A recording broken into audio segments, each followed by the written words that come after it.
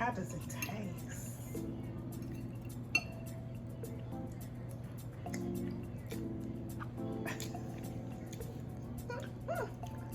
It tastes amazing. Thank you. Get some of that mushroom in there. That's right. You gotta try it, guys. Vegan spaghetti and meatballs. And we are going to use pasta zero spaghetti. Now, some people may know this as miracle noodles or shirataki noodles. Basically, it's made from a yam root and it's a starch, but it's gluten free and it's vegan. And there is a trick to making these taste good. And when we get started, I'm going to show you how to do that. And then normally I would make some meatballs, but today my focus is to talk to you about those pasta zero spaghetti noodles. So I bought some meatless meatballs. Now I haven't tried these before, so I don't know what they taste like. But because my sauce is the bomb, these meatballs are gonna be good. All right, so let's get started. So here I have my vegetables. I have 3 sliced button mushrooms. I also have a fourth a cup of red onions that have been chopped and 2 cloves of garlic. I sliced the onion or the mushrooms pretty thin. Now I am adding about 2 tablespoons of olive oil to a heated skillet, and I'm going to pan fry or saute my vegetables here. So while my skillet is heating up, I'm going to work on my noodles. Here I'm opening up the noodles. Sometimes when you open it up, there could be a lime smell to it or a chemical smell. Some people describe it as that. So what I'm doing is I have some very hot water here. I'm running these noodles under this running water. I'm letting all of the juice or the liquid that was in the package of noodles run off of the noodles. You could also use boiling hot water, doing the same, pouring it over the noodles in the sink in a colander. Here I'm taking my kitchen shears and I'm cutting the noodles in half so that they won't be so long. Now we are moving back over to my heated skillet. I'm working on my sauce. I've added in my chopped red onion and my sliced mushrooms. I'm adding those to about 2 tablespoons of the olive oil. I'm going to season this mixture with pepper, salt, garlic salt, and onion powder. I'm also going to add in a little bit of basil and parsley. And if I had to quantify those herbs, I would say they're probably about a half teaspoon of each. I'm going to let those hang out for a while. I just want my onions to become transparent a little bit before adding that garlic because I don't want to scorch the garlic.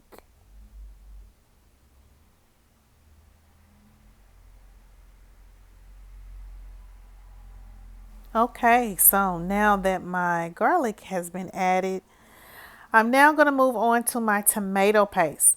And so here what I'm doing is I'm taking 2 heaping tablespoons of tomato paste and I'm adding it into my vegetables. And I like to get my tomato paste down into the flavors of those vegetables and the spices and herbs that I've added for seasoning. So here I'm just pressing in the garlic paste to make sure that all of those vegetables are covered in it and that it's picking up or absorbing those flavors as it's cooking. And we're going to layer this sauce with different different tomatoes. So first we use tomato paste and now we're going to use crushed tomatoes. And I'm going to add crushed tomatoes 1 tablespoon at a time to that tomato paste mixture until I get the right consistency. So here I believe I added in 5 to 6, I believe, heaping tablespoons of crushed tomatoes. And I'm just mixing that in with the tomato paste here and the mushrooms, onions, and garlic. And I wish you were standing in my kitchen, because when those tomatoes started bursting with flavor and they started heating up and releasing those oils from the onion and the garlic, it smells so good in that kitchen. I'm telling you, this sauce is good. It's really, really good. So next we're moving on to our Rotel tomatoes. Here I'm adding in 2 tablespoons of the Rotel tomatoes. Actually, it's 3 tablespoons.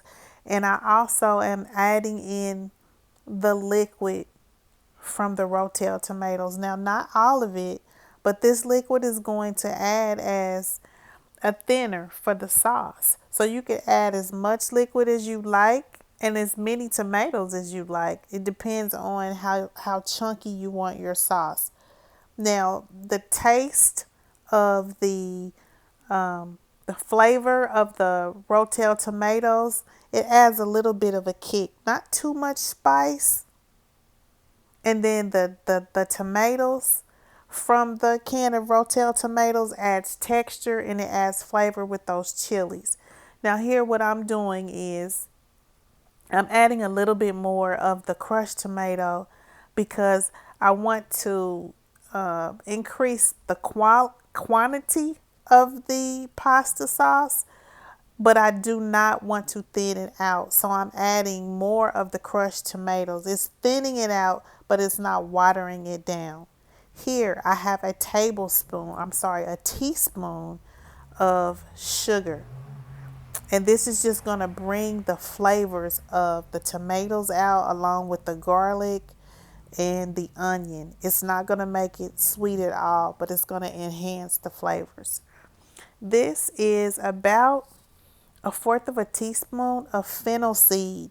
Now, fennel seed is the taste that it's those seeds and that taste, the flavor when you eat pizza or when you eat sausage. It kind of has a licorice. Some people refer to it as a licorice taste, but that is going to give your sauce that extra Italian sausage flavor. Here I added in about a teaspoon of granulated garlic. I'm going back in with some black pepper, some salt, some I believe some onion powder,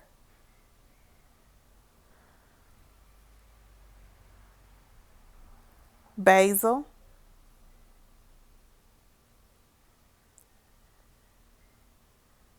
that was the onion powder. And here I'm adding about a teaspoon of hot sauce. And it's just going to give it a little bit of heat, not too much. And I'm going to incorporate that. I'm going to allow that to hang out a little bit. Make sure that it's well blended. And then we're going to move on to the next phase of the dish. All right, so now we're moving on to our meatless meatballs. Here I have another 2 tablespoons of extra light olive oil, and I've added my meatballs to the pan, and I've sprinkled a little bit of salt. Even though these meatballs are seasoned, I like to add a little bit more seasoning to it, so I added a little bit of salt and a little bit of basil. Here I'm adding some of the liquid from the Rotel tomatoes because I like for my meatballs to steam in that juice. It's just adding another layer of flavor. So I'm starting out with 2 tablespoons of the juice from the Rotel tomatoes. My fire is actually on low, And I am going to let these tomatoes cook. I'm sorry, these meatballs. I'm letting these meatballs cook for about 10 minutes in that juice. Off camera, I actually added about 6 tablespoons of the juice from the tomatoes, and I let those cook in that juice for about 10 minutes. Now I've added our tomato sauce or our pasta sauce to the meatballs after they've been cooking on the stove for about 10 minutes.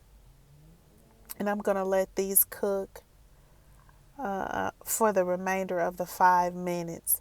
Now I'm going to add about a fourth a cup of water just to thin the sauce out a little bit.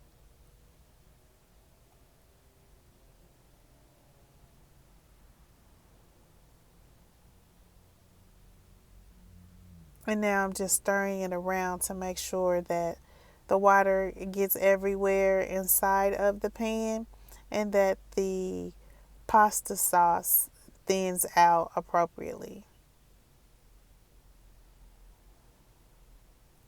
My stove is set to low during this process.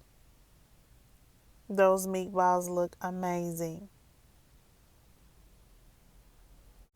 All right, so now it's time for our pasta. And what I'm doing is using a non-stick frying pan. I've added my pasta to the frying pan, and I'm not adding any oil, any liquid, anything like that, just the pasta. And we want this pasta to cook on about medium low. And basically what we're doing is we are letting the water evaporate.